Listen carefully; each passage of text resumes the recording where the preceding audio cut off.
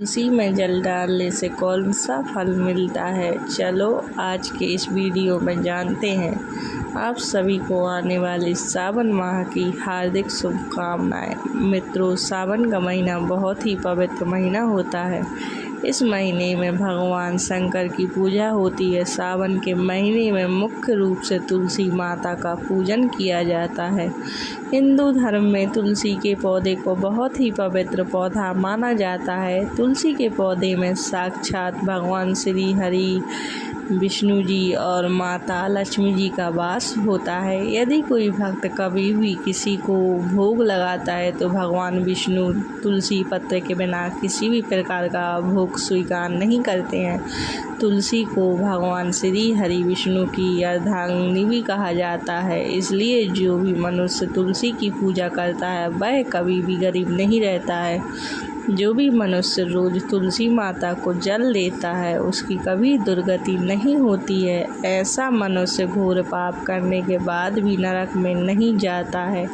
चलो मैं आप सभी को एक कथा के माध्यम से बताती हूँ कि तुलसी को जल देने से कौन सा फल मिलता है।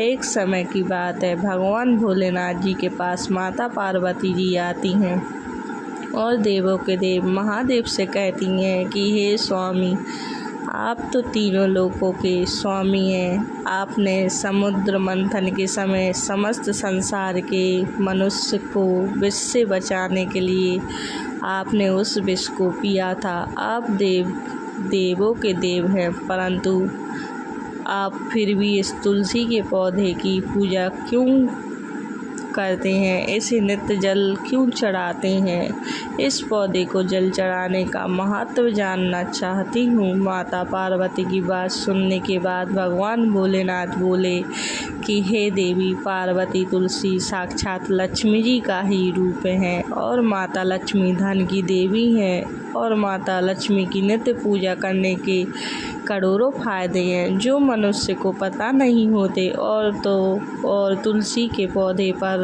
जल चढ़ाने मात्र से मनुष्यों के करोड़ों पाप नष्ट हो जाते हैं। हे देवी पार्वती, तुलसी का महत्व तो बहुत है, परंतु इसका खास महत्व सावन माह में होता है। हे देवी पार्वती, चलो मैं तुम्हें तुलसी को जल देने का महत्व बताने से पहले तुम्हें एक अत्यंत प्राचीन कथा सुनाता हूँ। इस कथा के माध्यम से तुम्हें तुम्हारे सारे प्रश्नों के उत्तर मिल जाएंगे, इसलिए तुम इस कथा को ध्यान से सुनना। इस कथा को सुनने मात्र से ही समस्त पाप नाश हो जाते हैं। अब माता पार्वती कहती हैं, हे प्रभु, मैं इस कथा को अवश्य सुनना चाहती हूँ। कृपा आप मुझे वह कथा सुनाइए, मैं उसे पूरी ध्यान से सुनूंगी। तब भगवान भोलेनाथ माता पार्वती को तुलसी को जल देने के महत्व की कथा सुनाते हैं कि हे देवी पार्वती, तुलसी को जल देने के पीछे एक प्राचीन इतिहास छुपा हुआ है जो बहुत ही उत्तम और पुण्य फल प्रदान करने वाला है। हे देवी पार्वती, पूर्व काल की बात है। देवपुरी में दिवाकर नाम का एक ब्राह्मण रहता था। वह जन्म से तो ब्राह्मण था, किंतु वह कर्म से भ्रष्ट कपटी बुद्धि वाला था। वह कंबल तथा चमड़ा आदि बेचकर धन कमाता था, साथ ही वह सभी से बहुत झूठ बोलता था। उस ब्राह्मण का मन हमेशा बुरे काम करने में लगा रहता था। वह सभी के आय पर चोरी करता था। उसको वेश्या गमन और जुए की बहुत बुरी आदत थी। उसने अपने जीवन में कभी पुण्य के काम नहीं किए थे। वह सिर्फ कहने का ब्राह्मण था। उसने कभी भी शास्त्रों का अध्ययन नहीं किया, कभी पूजा पाठ भी नहीं किया। सदैव अपना मन दूसरों के धन को पाने के लिए लगाए रहता था। दूसरों की स्त्रियों को देखते ही उसकी लार टपकती थी। वह दिन में जो भी धन कमाता था वह उस धन को रात्रि में वेश्याओं के साथ रात बिता के उनके साथ मगन में ख़त्म कर देता था। इस प्रकार से वह अत्यंत पापी दिवाकर ब्राह्मण अपना जीवन केवल पाप के कार्यों को करने में अपना जीवन व्यतीत करता था। वह इतना कपटी ब्राह्मण था कि उसने अपने मुख से कभी भगवान श्री हरि विष्णु का नाम भी नहीं लिया था और न कभी देवी देवताओं का पूजन किया था। मित्रों, अब भगवान भोलेनाथ कहते हैं कि हे देवी पार्वती, इस प्रकार से पाप करते हुए उस दिवाकर ब्राह्मण को अनेक वर्ष बीत जाते हैं। फिर एक दिन उस दिवाकर ब्राह्मण ने खरीदी और बिक्री करने के लिए अरुणाचल नगरी पहुंच जाता है। अब उस नगर के पास से नर्मदा नदी बहती थी। वह नदी बहुत ही पावन थी, इसलिए उस नदी में स्नान करने के लिए दूर दूर से बहुत से लोग आया करते थे। जब वह दिवाकर ब्राह्मण वहाँ पहुँचा तो उसने देखा कि आज भी वहाँ पर कई सारे ब्राह्मण आए हुए हैं और भी बहुत से लोग वहाँ पर हैं। वह ब्राह्मण उसी नदी के किनारे के एक आश्रम में ठहरता है तो वह वहाँ देखता है कि उस आश्रम में तो अनेक विद्वान ब्राह्मण हैं जो पुराणों का पठन तथा भगवान विष्णु की स्तुति करने में मग्न हैं। अब वह पाखंडी ब्राह्मण दबाकर भी ढोंग करता हुआ वहाँ पर उनके साथ रुक जाता है और उन विद्वान ब्राह्मणों के साथ जब वह रुकता है तो उसे भी भगवान श्री हरि विष्णु का नाम सुनने का उसे अवसर मिल जाता है। क्योंकि उस ब्राह्मण को बिक्री करनी थी तो वह वहीं पर कुछ दिन रुक जाता है। अब वह वहाँ पर जब रुकता है तो वहाँ पर आए लोगों ने गायों का पूजन करके ब्राह्मण को भोजन कराया तो उस पापी ब्राह्मण ने भी उन सभी के साथ बैठकर भोजन किया और भगवान का प्रसाद भी ग्रहण किया। अब वहीं पर उस आश्रम में एक तुलसी का पौधा था। सबको देखकर वह पाखंडी ब्राह्मण भी जाने अनजाने में ही उस तुलसी के पौधे में जल डालने लगा था। वह श्रद्धा भाव से नहीं जाता था, उसके मन में कोई विचार नहीं था कि वह क्या कर रहा है। वह रोज सुबह उठकर एक पात्र में पानी लेकर तुलसी के पौधे में डालता था। उसे ऐसा करते करते लगभग 1 माह बीत चुका था। अब उस पाखंडी ब्राह्मण ने जो भी कार्य किए थे वह सावन में किए गए थे। क्योंकि वह ब्राह्मण तो पाखंडी था तो उसे कुछ पता नहीं था कि सावन का महीना चल रहा है। अब भगवान भोलेनाथ कहते हैं, हे देवी, एक दिन की बात है जब वह ब्राह्मण आश्रम में सोया हुआ था तब उस स्थान पर एक सर्प आ गया और जब वह ब्राह्मण सो रहा था तो उस सर्प ने उससे नींद में ही काट लिया। उस पापी ब्राह्मण की नींद में ही मृत्यु हो गई। सुबह जब अन्य ब्राह्मणों ने उसे बेहोश अवस्था में देखा तो उन्होंने उसके मुंह में तुलसी पत्र और तुलसी का जल डाल दिया, परंतु उसको होश नहीं आया। फिर सभी ब्राह्मणों को पता चला कि उसकी मृत्यु हो गई है। उस पापी ब्राह्मण की मृत्यु के बाद उसकी आत्मा को लेने के लिए उस स्थान पर यम के दूत प्रकट हुए और उसे पकड़कर यमलोक ले जाने लगे। जब वह यम के दूत रास्ते में ब्राह्मण को ले जा रहे थे तब वह पापी ब्राह्मण विलाप करने लगा और यमदूतों से कहने लगा, यमदूत, तो मुझे आप कहाँ ले जा रहे हो? मेरी मृत्यु किस कारण से हुई है? मैंने कौन सा पाप किया है? तब यमदूत ने कहा, अरे पापी दुष्ट ब्राह्मण, तूने जन्म से लेकर मृत्यु तक बहुत पाप किए हैं। तेरे पापों के कारण ही जब तू सो रहा था तभी एक काले सर्प ने तुझे काट लिया और तेरी मृत्यु हो गई।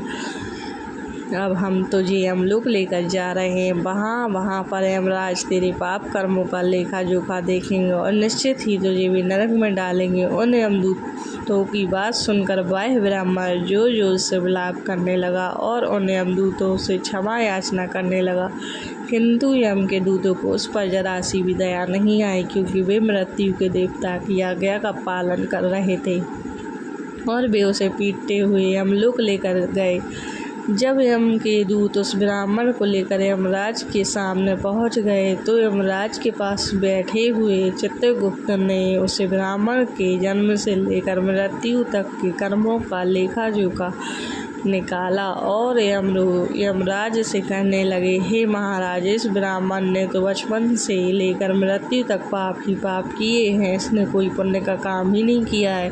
यह है तो महापाप है। तब यमराज बोले कि अरे, इसे तुरंत ही मेरी नज़रों से दूर कर दिया जाए और कुंभ भी पाप नरक में डाल दिया जाए। अब यमराज जी उस दूत से कहते हैं, हे दूत, जीवन भर पाप करने वाले इस दुष्ट ब्राह्मण को उठाकर ले जाओ और इसे कुंभी पाक नरक में डाल दो। यमराज के आदेशों का पालन करते हुए उस पापी ब्राह्मण को लेकर चले गए और उसे बड़े बड़े मुद्दर से पीटने लगे, जिससे उस ब्राह्मण का मस्तक टूट गया और वे उसे कुंभी पाप नामक नरक में ले गए। उस भयंकर नरक में खौलते हुए तेल के बड़े बड़े घड़े थे, जिसके नीचे भयंकर अग्नि धधक रही थी।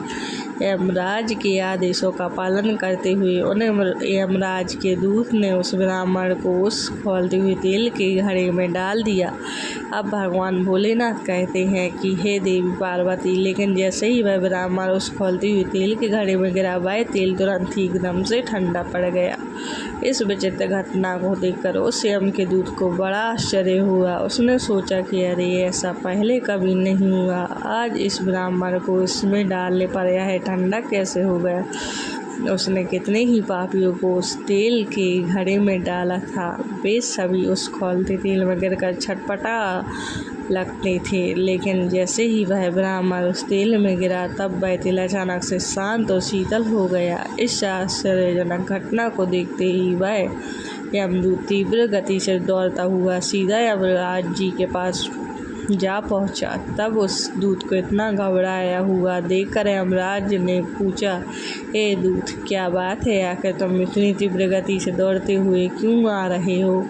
फिर वह दूत कहता है, यमराज, आपने जिस ब्राह्मण को कुंभी पाक नरक में डालने के लिए कहा था, तो हमने वैसा ही किया, और जैसे ही हमने उसे कुंभी पाक नरक में डाला, तब नरक की अग्नि बुझ गई और वह खौलता हुआ तेल भी बिल्कुल ठंडा पड़ गया। अब यमराज जी कहते हैं, हे दूत, यह तो बड़ी ही विचित्र घटना है, ऐसा तो पहले कभी नहीं हुआ। अब यमराज जी अपने मन में विचार कर रहे होते हैं, तभी उस स्थान पर देवर्षि नारद जी पधारते हैं। देवर्षि नारद को देखकर यमराज अत्यंत प्रसन्न होते हैं और उन्हें प्रणाम करके उनका स्वागत करते हैं। फिर यमराज नारद जी से कहते हैं, हे देवर्षि, आप उचित समय पर आए हैं। हमने आज एक अत्यंत पापी ब्राह्मण को कुंभी पाक नरक में गिराया है, किंतु उसके गिरते ही नरक की अग्नि ठंडी पड़ गई और खौलता हुआ तेल भी शीतल बन गया। यमराज जी की बात सुनकर देवर्षि नारद जी यमराज जी से कहने लगते हैं, हे धर्मराज, आपने जिस ब्राह्मण को भी पाक नरक में डाला है, वह नरक में डालने योग्य नहीं है, क्योंकि इस ब्राह्मण के द्वारा अनजाने में ही ऐसा कर्म हो गया है जो नरक का नाश करने वाला है। जो मनुष्य पुण्य करने वाले लोगों के साथ रहता है, उसे उनके पुण्य का भाग फल मिल ही जाता है। और यह ब्राह्मण तो 1 महीने तक भगवान विष्णु के भक्तों के साथ रह चुका है। इस ब्राह्मण ने एक आश्रम में रहते हुए नित्य तुलसी को जल अर्पण किया है, इसलिए यह बहुत बड़ा पुण्यवान बन गया है। इसके समस्त पाप नष्ट हो गए हैं। यह ब्राह्मण अब स्वर्ग लोक जाने का अधिकारी बन गया है। इस ब्राह्मण ने अनजाने में ही इतना पुण्य कमाया है जो जन्म जन्मांतर में मनुष्य को प्राप्त नहीं होता है। इसलिए आप इसे नरक में